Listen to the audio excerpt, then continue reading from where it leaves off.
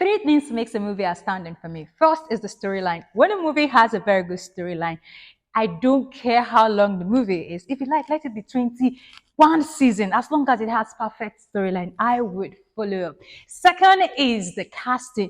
Now, it doesn't have to be all the celebrities or all your favorites in that particular movie. For me, if these newbies are playing and killing their roles, I do not mind. And then when you have a good storyline, you have good casting. The third one for me is the visuals.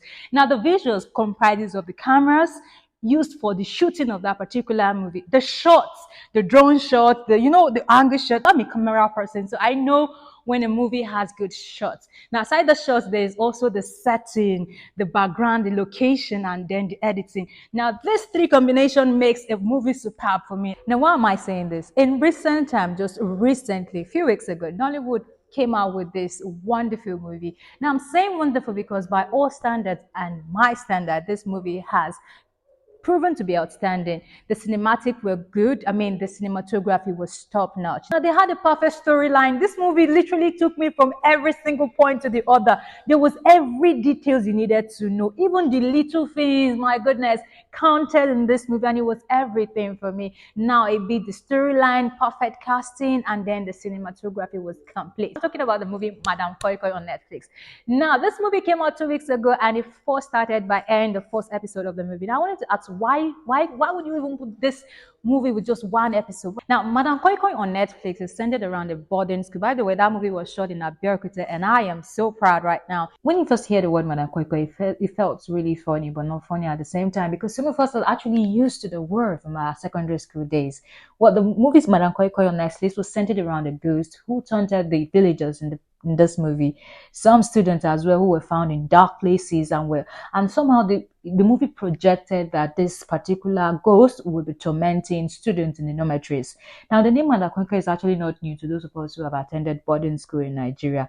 And for those who did not, we definitely one time or the other have heard of this name from our friends who are in boarding school. But this movie kind of brought back the memory. Now, this movie came out 2 weeks ago, and it first started by airing the first episode of the movie. Now, I wanted to ask why would you even put this movie with just one episode? Well, I guess they wanted to make this thing so much in have this anticipating mood for everyone, and it worked. I mean, it worked. But I had one question: why did you go to the extent of revealing who Madame Koi Koi was in the first episode? Maybe Ghislaine, who the identity was in that movie, will probably, people who knew, who somehow know this story from their boarding school days, felt like this story was entirely different from the entire Madame Koi Koi story. But again, how would you want the Madame Koi Koi story of the West to be the same in the East? Because of course this thing was literally everywhere in Nigeria. So really you cannot tell which particular story is good or the other.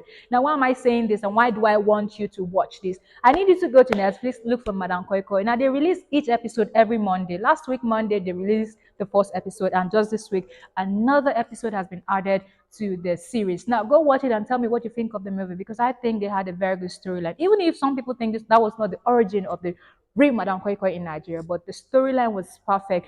And I want to say kudos to the casting. The casting for me is everything. They did an incredible job, and I'm rating Madame Koi Koi on Netflix by Nollywood as 96. Yes, I said so with my full chest.